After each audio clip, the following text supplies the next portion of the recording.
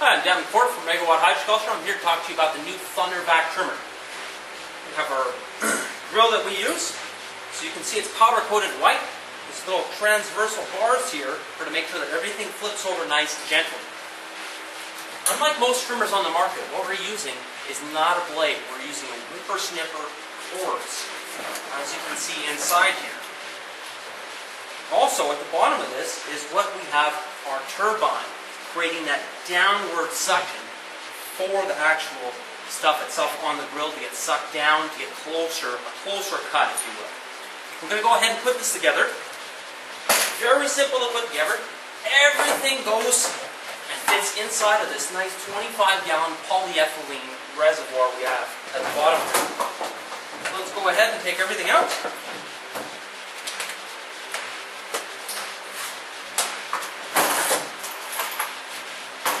And off to the races.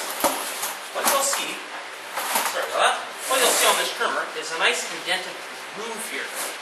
We're going to come and match that up with the top piece of our trimmer. So as you can see the groove, we want it to match up with that space.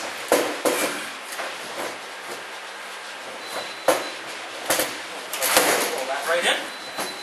So you can see that enables the actual system itself to sit inside, so it cannot vary, cannot move, if you will. Now we're going to take our top piece. On every single door here, we want to get lined up perfectly with that same groove here. And go ahead and place this unit right over the top. Grab our straps. I'm going to throw them on here. We have 5 of these straps in total to adjust. Once that's on, over the side here, where the side door is, we have 2 screws. They're already on the machine. We're going to unscrew those.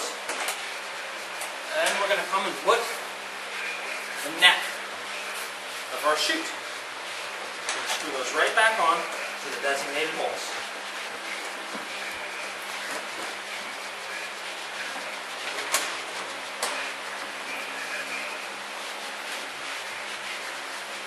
Tested it. It's working nicely. After that, I'm going to come take our grill.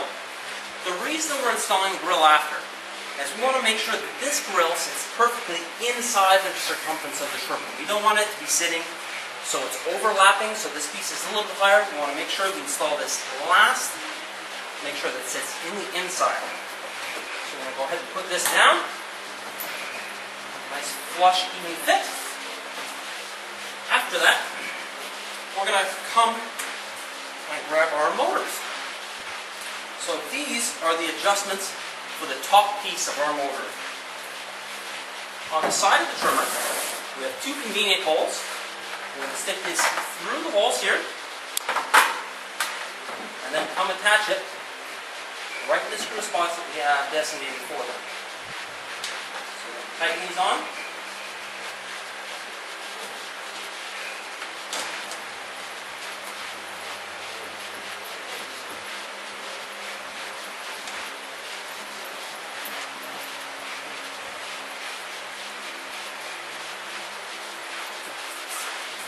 Now we're going to take the second motor, the speed control that we have, and we're going to come install that on the little spot that we have here. We're going to clip that on, and voila! Now, for the top piece, as you can see on this motor, the shaft that comes out of here, you'll notice that if you zoom in now, on one side of this shaft is flush, or straight if you will. We're going to come and line that up with a little Allen key screw that we have found on here. So the only tool that we need to mount this is right here. I'm going to turn it my way so I can get it adjusted here. So we come grab our Allen key. Throw it in, throw this lined up for the flat piece so it holds. Make a final little twist just for reassurance purposes.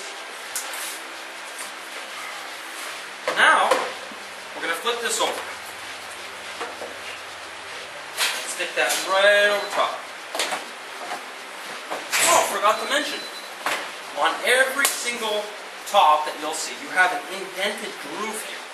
This groove is meant to sit on top of this res right here. So the little groove that's right in, you'll see it'll snap right into place. Doesn't this way, open up the trap here, the door, and make sure everything fits in nice and snug. Hear that nice little snap? Alright. Now we come take our straps and strap them on. We have 4 straps, 2 in the front, 2 in the back. And we're ready to go. As for this wiring diagram, looks complicated. We've got all these wires going on. But we've made this user-friendly. We're going to grab the blue wire, plug it into the bottom base of our speed controller. So blue with blue.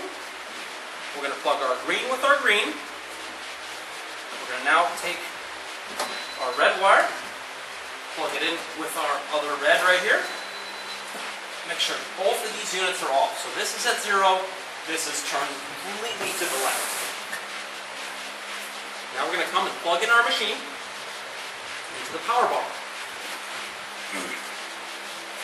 Now what ideally we want to do with this kind of machine here is open up the top, got 2 full handfuls, stuff them in there, close the top.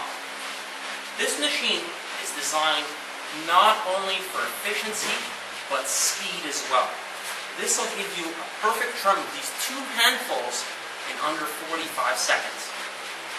What we're going to do, we're going to turn on the top motor for the top plate here.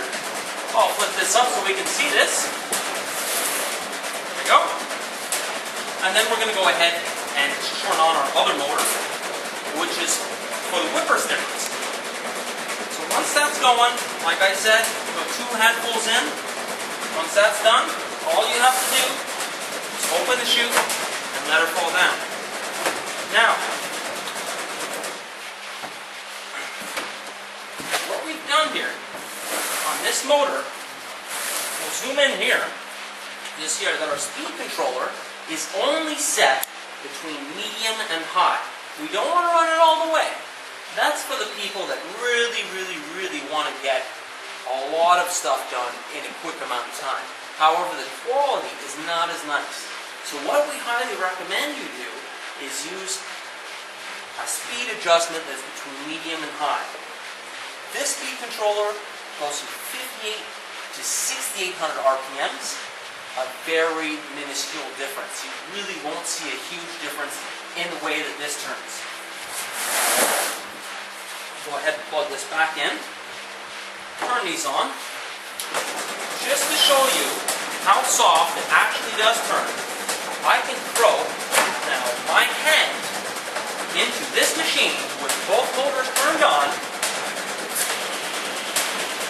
and not have any worries that my hand will get burned. It is just basically making sure that there's a flow or a turn for these objects.